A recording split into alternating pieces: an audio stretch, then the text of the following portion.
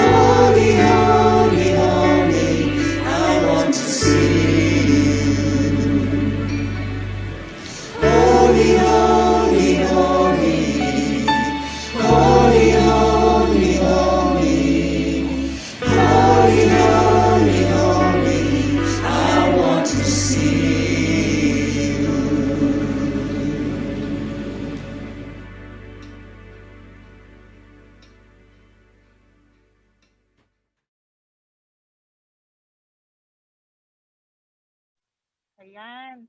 Nawa ay talagang masumpungan natin at matagpuan natin ang Panginoon sa ating pananambahan sa umagang ito.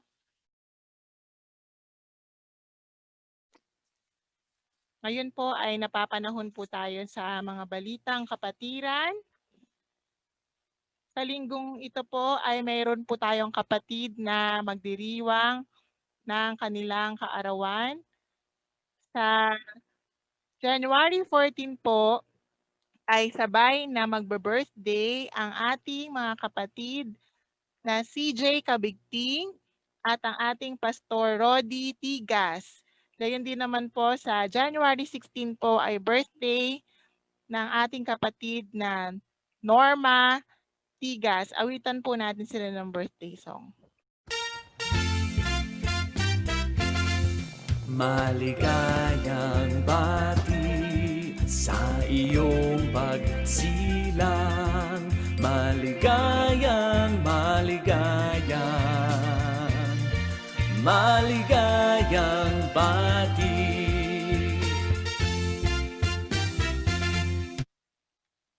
At sa January 15 naman po ay magdiriwang ng wedding anniversary ang ating mga kapatid na Ariel at Paula Victorio. Batiin na lang po natin sila sa Facebook. Awitan din po natin sila ng isang awit.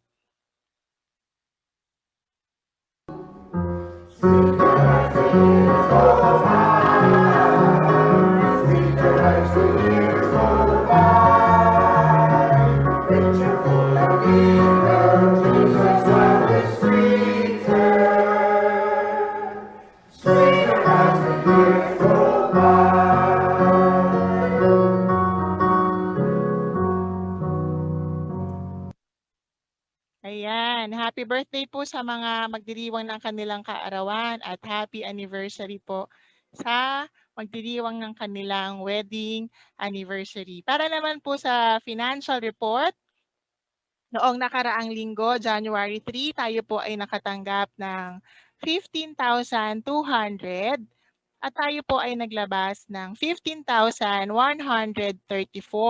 Kaya tayo po ay may natirang 65 pesos and 37 cents. At kung sino man po ang may nais na magpadala ng kanilang mga offering at mga tithes ay maaari po itong ipadala sa GCash or BDO account ng inyong lingkod at maaari din po sa Silvana Luwilier sa pangalan po ng ating treasurer Yolanda Kawili.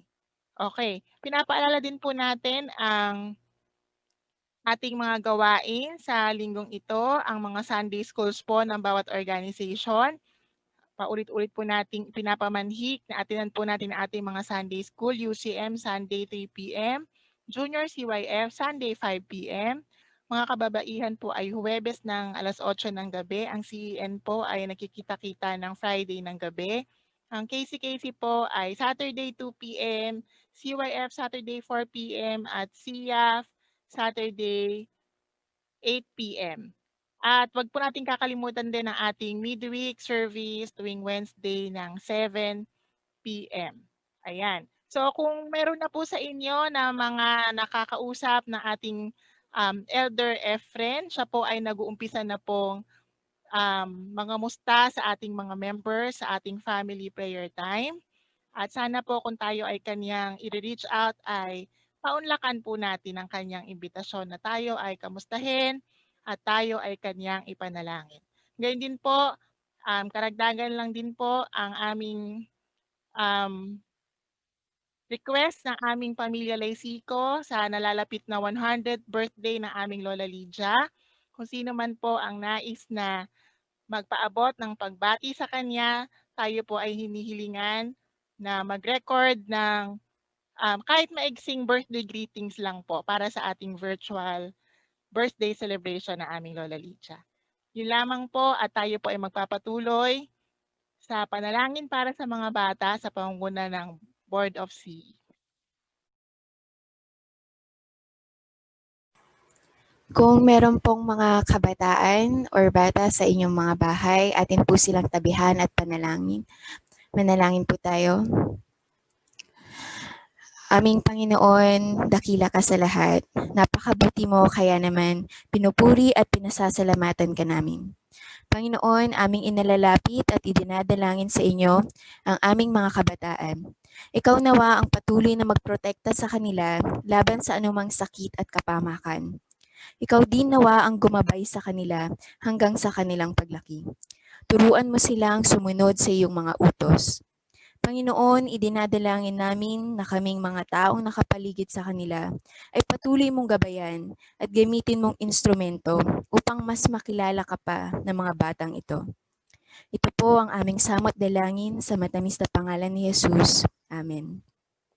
Ngayon naman po, tayo po ay patuloy na sama-samang manalangin sa pangunguna po ng Board of Elders.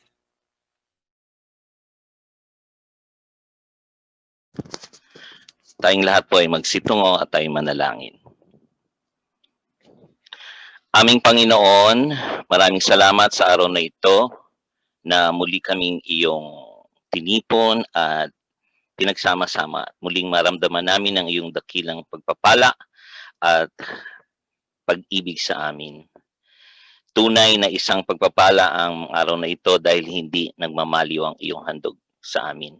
Salamat po sa mga nagdaang araw ng patnubay at gabay mo at biyayang natatanggap namin tuwi-tuwi na. Salamat sa aming pamilya, sa aming mga kaibigan, sa mga bago naming nakasalamuha at nakilala na alam naming lahat ay mula sa iyo. Sa lahat ng ito, O Diyos, maraming salamat. Hindi ka po nagsasawa sa aming na kami pagpalain.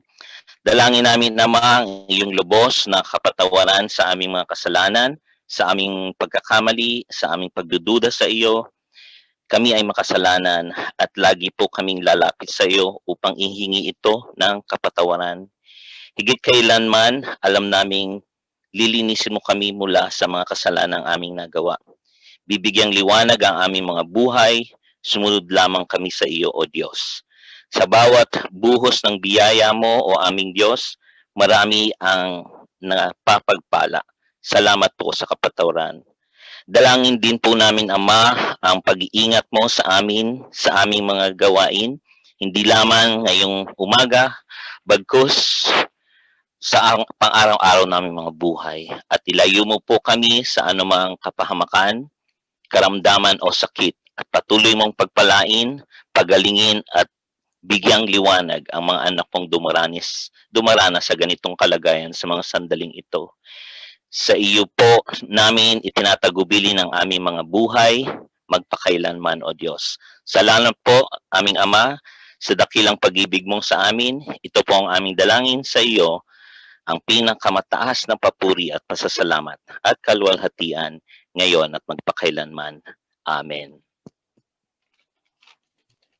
Amen. Tayo po ay magpapatuloy sa pagbasa ng banal na kasulatan sa pangunguna po ng mga kababaihan. Ihanda po natin ang ating sarili para sa pagbasa ng banal na kasulatan na matatagpuan sa Genesis chapter 1, verse 1 to 5. Ito po ang mga sinasabi.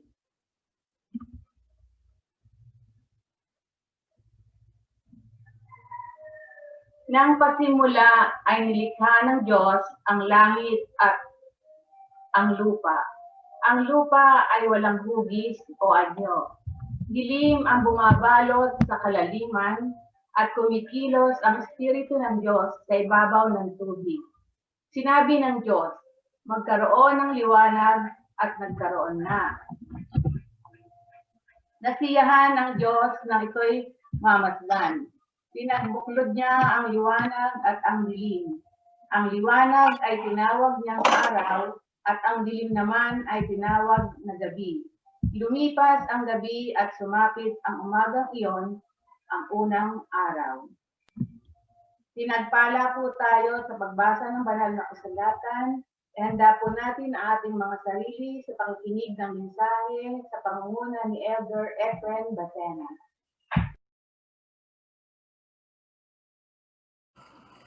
Manalangin po tayo.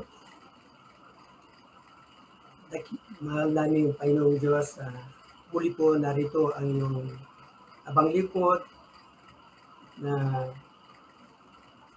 patuloy na narito upang iyong gamitin na maging daluyan ng iyong mga salita sa umagang ito.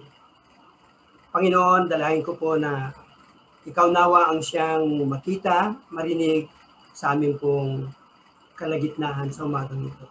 Patuloy mo nawa kami puspusin ang iyong banal na Espiritu upang ang iyong mga salita sa umagang ito, Diyos, ay tunay nga na tumimo ito sa aming mga puso, sa aming mga isipan, at ito po ay aming isabuhay. Muli, Panginoon, aming pong binabalik ang pinakamataas na papuri, pasasalamat sa pangalan ng Ama, ng Anak, at at ng banal na Espiritu Santo. Amen.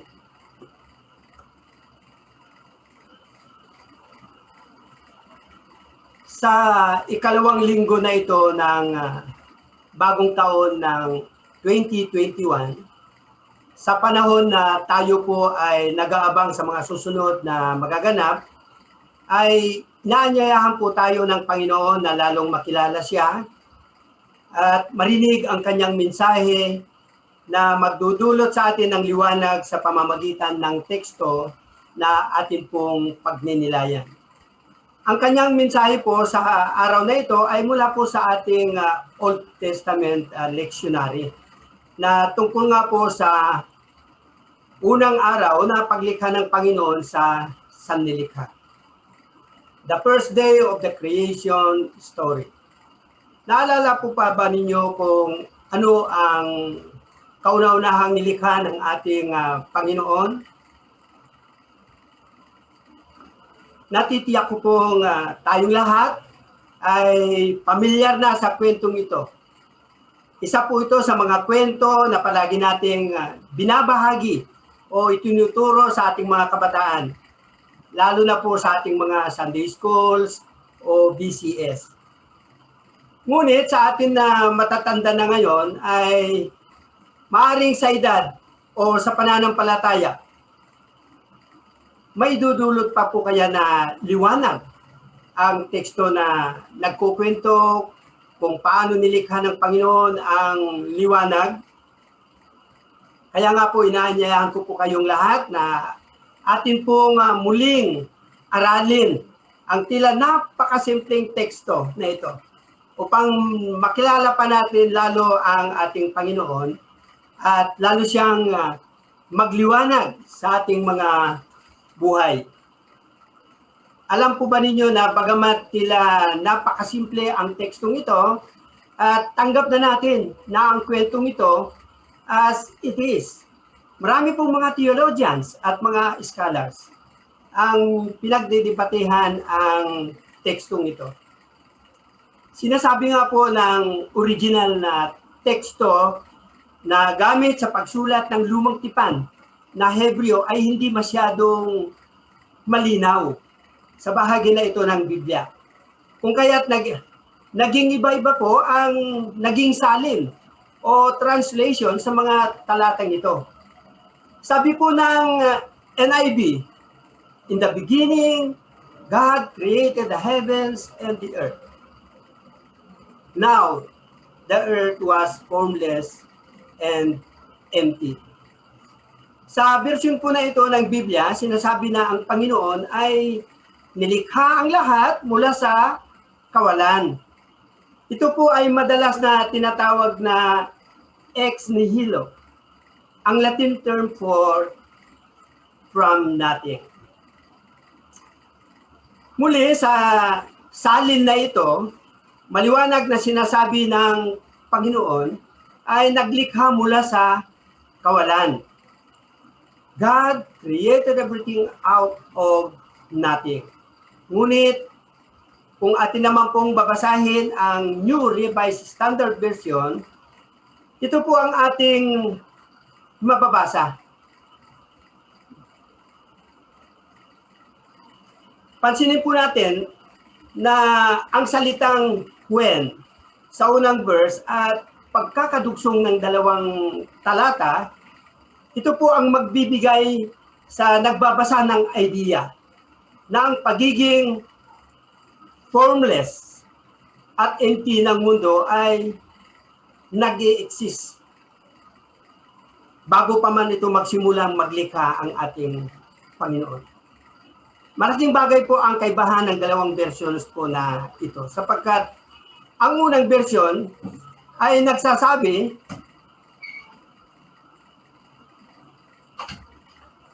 na ang Panginoon ay naglikha mula sa kawalan. Samantalang ang pangalawang version po naman ay nagsasabi na ang maglikha ang Panginoon ay hindi ito mula sa kawalan, kundi mula sa isang sitwasyon na kailangan ng pag-aayos. Maging ang mga salitang in the beginning ay hindi rin daw po ito maaring mga hulugan na pinakasimula sapagkat ang Panginoon ay eternal. Meaning, ang Diyos ay walang katapusan. Kung kaya't wala rin po siyang simula.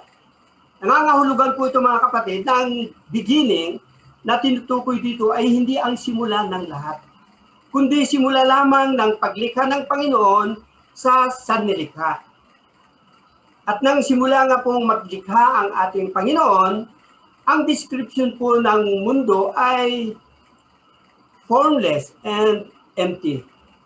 Nakakatuwa po ang mga original na salitang Hebreo na ginamit sa tekstong ito upang ilarawan na ang mundo bago pa nagsimula ang paglikha ng Diyos. Ang salita pong formless sa Hebreo ay tohu, na may literal na kahulugan na formless or confusion. Sabi po ng isang commentary, ang salitang tohu ay nangangahulugan daw po na isang wasteland or wilderness. Tulad ng mga disyerto kung saan pamilyar nga po ang mga Israelita. Ito ang mga lugar na napakahirap panirahan.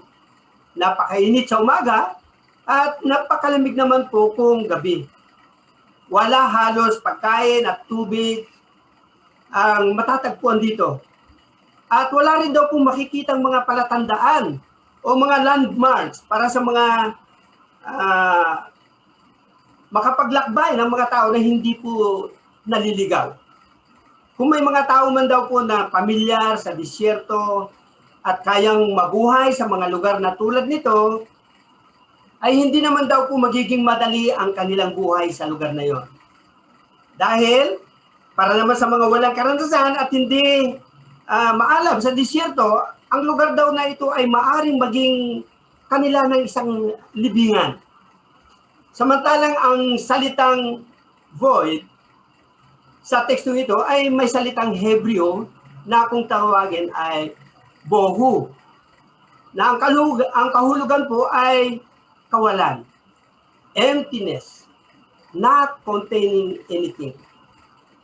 Mayroon ng something ngunit walang kabuluhan, walang kahulugan. Walang laman para mga buhay na empty kung walang ating Panginoon. Bohu. May nakita na po ba kayong lugar na matatawag natin na tohu or bohu? Sinasabi nila na madaling makaisip ng lugar na tulad ng mga ito. Marami daw pong planeta sa ating solar system ang empty. Dark, deep, tulad nga lang daw po ng planetang Jupiter. Nang aralin daw po ito ng NASA noong 1995 at nakapasok ang kanilang spacecraft sa atmosphere ng Jupiter.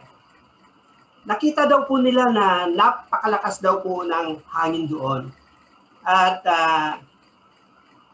sa pinaka-ilalim daw po ng atmosphere ng Jupiter, napakataas daw po talaga ng pressure. Kung kaya ang hydrogen gas doon ay kayang-kaya nitong gawing tubig. Ganito po marahil mga kapatid ang kinaharap ng ating Panginoon nang likhain niya ang mundo. Isang lugar na hindi kayang magbigay ng buhay. Formless, empty, madilim, malalim. Ngunit, sabi po ni Richard Neil Donovan, isang retired na pastor ng Disciples of Christ at isang US Army chaplain, sabi po niya ay, every creative enterprise begin with some sort of chaos. It takes vision and skill to turn a pile of building materials into a house. It takes vision and skill to turn a muddy lot into a landscape yard. Ibig sabihin po mga kapatid, ang bawat nalilikha ay nagsisimula nga daw sa isang tila kaguluhan. At kinakailangan ng kakayahan at mabuti at malinaw na pananaw upang ang mga materyales ay malikha upang maging isang tahanan. At ang mga katangian din ito ang kinakailangan upang gawing isang magandang hardin, ang isang maputik na lupain. Kung kaya't ating isipin kung anong uring pananaw at kakayahang meron ng ating Panginoon upang gawing ang isang lugar na walang hugis at anyo ay gawin itong isang mundo na kayang magbigay buhay sa mga tao.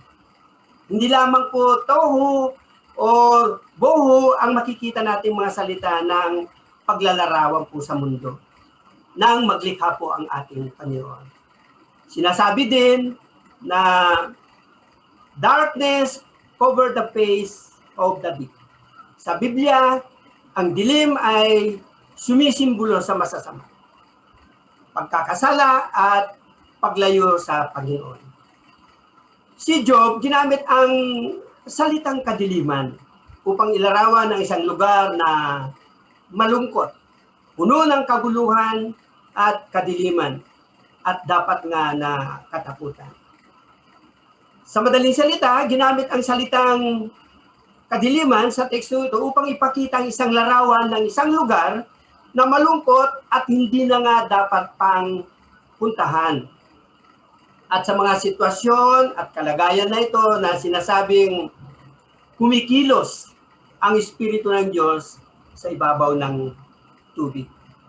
At doon nagsimulang magsalita ang Panginoon.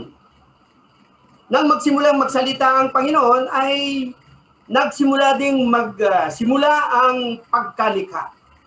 Ito ay maliwanag na nagpapakita na kahit ang mga salita lamang ng Panginoon ay mayroong kapangyarihan.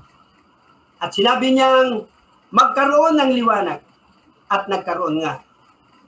Mga kapatid, sa totoo lang po, nagawa nga po ba talaga nating pagnilayan ang tekstong ito?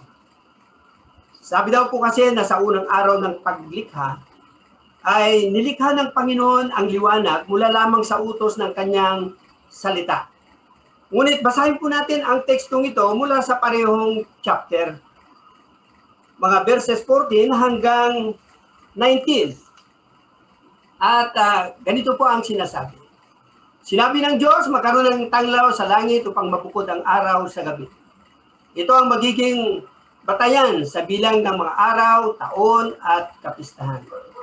Mula sa langit, ang mga ito ay magbibigay ng liwanag sa daigdig. At ngayon nga ang nangyari. Nilikha ng Diyos ang dalawang malalaking tanglaw, ang araw upang magbigay liwanag sa maghapon, at ang buwan upang tumanglaw kung gabi. Nilikha rin niya ang mga bituin. Nilagay niya sa langit ang mga tanglaw na ito upang magbigay ng liwanag sa daigdig.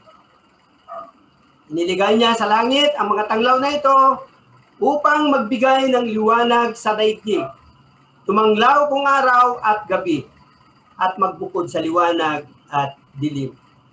Nasiyahan ng Diyos na ito'y kanyang mamasdan. Lumipas ang gabi at sumapit ang umaga. Yun ang ikaapat na araw. So napansin po ba natin na maliwanag po na sa ikaapat na araw pa nilikha ng Diyos ang mga tanglaw sa langit, mga bituin, buwan, at ang haring araw.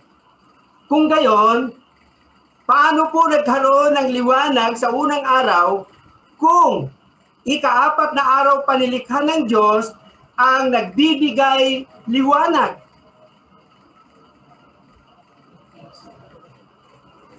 Hindi po natin alam.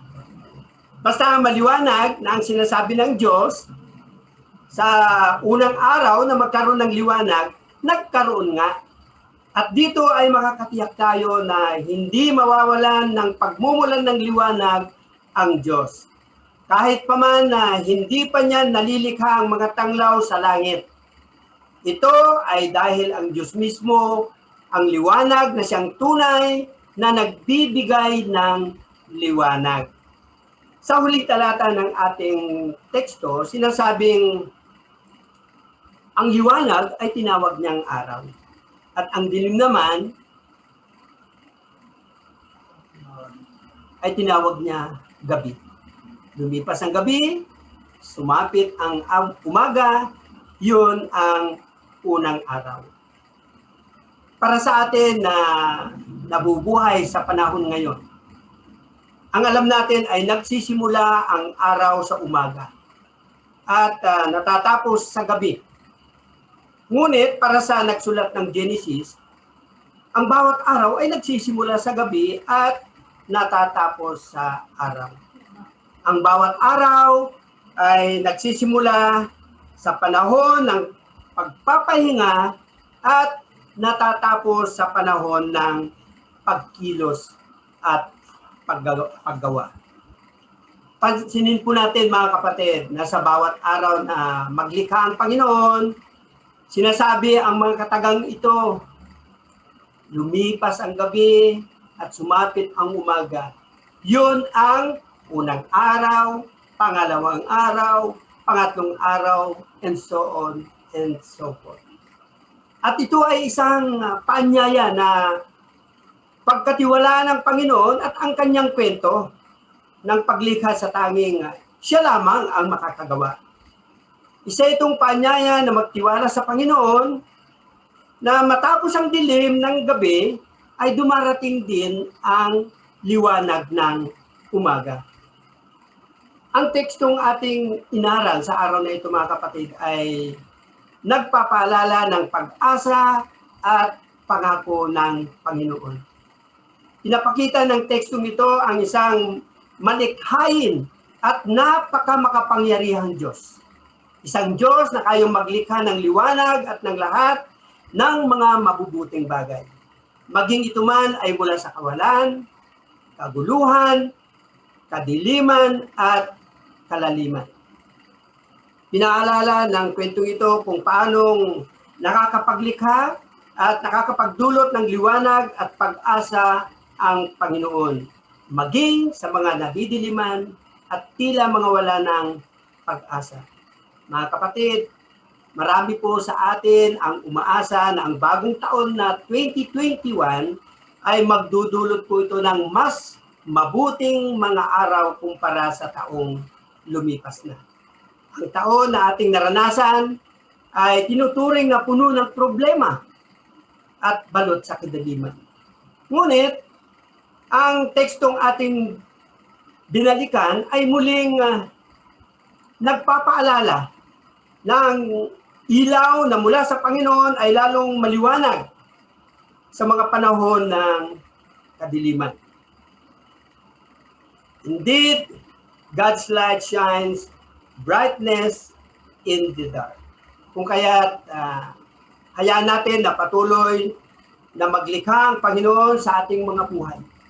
Pahintulutan natin siyang mangusap sa ating mga buhay upang magliwanag ang kanyang kapayapaan sa bawat isang nadidiliman.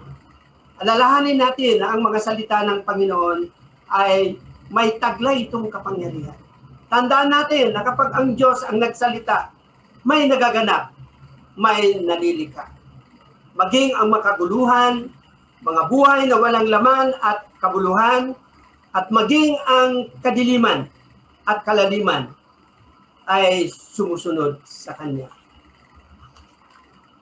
Tandaan po natin na sa mga ganitong sitwasyon, kumikilos ang Espiritu ng Diyos. Tulad ng sinabi niya, magkaroon ng liwanag. At nagkaroon nga. At dalangin natin na hindi lamang sa kasaysayan at kwento ng paglikha nagaganap ito. Higit sa lahat, maging sa mga buhay natin ngayon, ay magningning nga ang kanyang liwanag. Sa pangalan ng Ama, ng Anak, at ng Banal na Espiritu Santo. Amen. Maraming salamat po, Elder Efren, sa napakagandang mensahe. Tayo po ay magpapatuloy na sa ating pagdiriwang ng banal na hapunan sa pamamagitan ng awit ng paghahanda.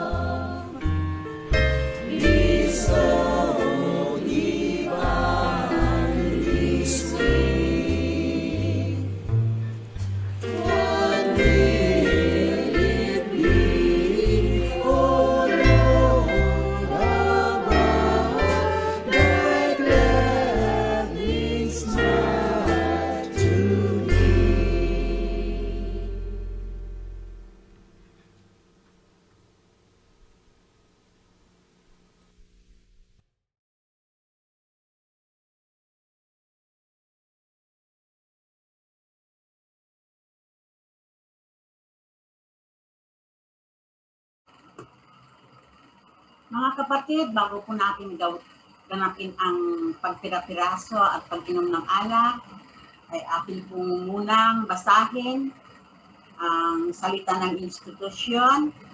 Ito ay matatagpuan sa unang Korinto, Kapitulo 11, versikulo 23 hanggang 29, at ganito pang sinasabi. Ito ang aral na tinanggap ko sa Panginoon at ibinibigay ko naman sa inyo. Ang Panginoong Hesus noong gabing siya ay pinagkanulo, ay dumampot ng tinapay, nagpasalamat, at pinagpira-piraso ito at sinabi, ito ang aking katawan na inihahandog para sa inyo. Gawin ninyo ito bilang pag-alaala sa akin. Gayong din naman, matapos maghapunan, ay hinawakan niya ang saro at sinabi, ang sarong ito ang bagong tipan na pinagtitibay ng aking dugo. Tuwing iinumin ninyo ito, gawin ninyo bilang pag-aalala sa akin. Sapagkat tuwing kakain kayo nitong tinapay at iinom sa sarong ito, ay ipinapahayag ninyo ang kamatayan ng Panginoon hanggang sa muling pagparito niya. Ang sinumang kumakain ng tinapay at umiinom sa sarong ng Panginoon ng hindi nararapat, ay nagkakasala sa katawan at dugo ng Panginoon. Kaya dapat siya sa atin ng taong kanyang sarili bago kumain ng tinapay at uminom sa sarong. Sapagkat ang sinumang kumakain at umiinom ng hindi pinahalaga ng katawan ng Panginoon, ay kumakain at umiinom ng hatol sa kanyang sarili. Palayan po tayo sa pagbasa ng kanyang banal na salita. Tayo po ay manalangin. Panginoong Diyos, Ama, narito po ang iyong mga anak na may muling kasabikan at kasiyahan na tumanggap ng iyong kaloob. Salamat, Panginoon, sa pagkamatay ng iyong anak na si Jesus upang kami maligtas, Panginoon, sa kaparusahan ng kamatayan.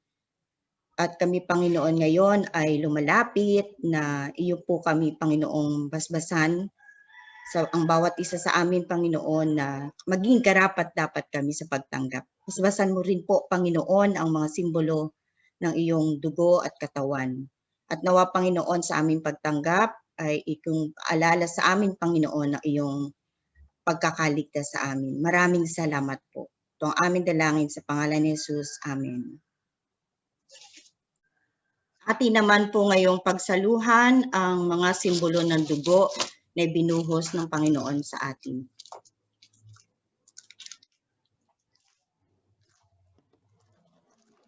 Manalangin. Salamat po, Ama, sa dakilang biyayang ito na kaloob mo sa amin. Bilang kapahayagan ng pakikiisa sa amin ng anak mo si Jesus. At pakikiisa rin namin lahat sa sumasampalataya sa iyo sa Espiritu at sa katubuan. Naway, loobin mo po, Ama, na sa pagtanggap namin ito ng iyong biyaya, ay makilala namin ng aming tinanggap ay tungkol din namang marapat naming gampanan. Sa pangalan ng mananakop namin si Jesus na iyong anak. Amen. Para naman po sa ating awit ng paghahanda, sama-sama po natin muling awitan ng ating Panginoon at tayo po ay magwawakas sa panalangin sa pangunguna ng Elder Efren Basena.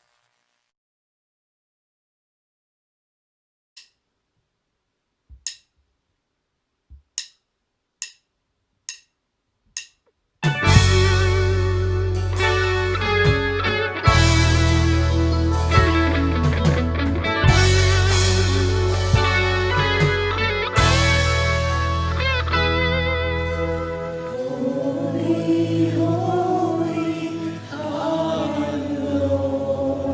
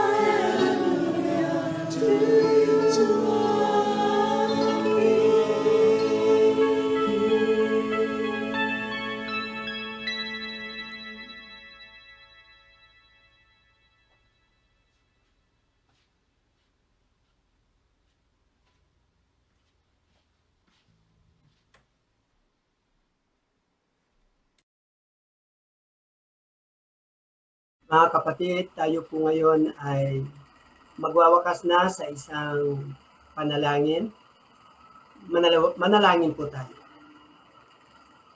Salamat po sa iyo, Panginoon, sa araw na ito at muli nga ay naranasan namin ang iyong pagpapala sa pamamagitan ng iyong patuloy na pakikipagtagpo sa bawat isa sa amin. Salamat, Panginoon, sapagkat tinanggap mo ang aming mga pasasalamat. Salamat, Panginoon, at tunay nga na nangusap ka sa bawat isa. Salamat at natitiyak namin na patuloy mo nga kaming bibigyan pa ng maraming mga bagay na aming ipagpapasalamat sa iyo. Kaya, Panginoon, sa pagtatapos nga ito ng aming panambahan ay patuloy na at aming pamumuhay ay hinihiling namin na patuloy mo rin kaming gabayan, patuloy mo kaming iingatan, at patuloy mo kaming pangunahan hanggang sa maganap na ang iyong kalooban sa aming mga buhay. Salamat po, Panginoon, at pagpalain mo ang iyong mga anak, ingatan mo ang bawat isa, at ang lahat ng ito ay amin pong itinataas sa pangalan ng aming Panginoong Yesus. At ngayon mga kapatid, tanggapin nyo ang pagpapala na mula sa ating Panginoon. Sa Kanya na makapag-iingat sa inyo upang hindi kayo magkasala. Makapaghaharap sa inyo ng walang kapintasan at may malaking kagalakan sa Kanyang kalwalhatian. Sa nag-iisang Diyos na ating tagapagligtas sa pamamagitan ni Jesucristong Panginoon natin. Sa Kanya ang kapurihan, karangalan, kadakilaan at kapangyarihan. Mula pa noong una, ngayon at magpakailan pa man. Amen. At Amen. Magandang umaga pong lahat muli sa ating mga kapatid. Ako po ay tunay na nagagalak na patuloy kayong makita sa araw ng panambahan na katulad nito.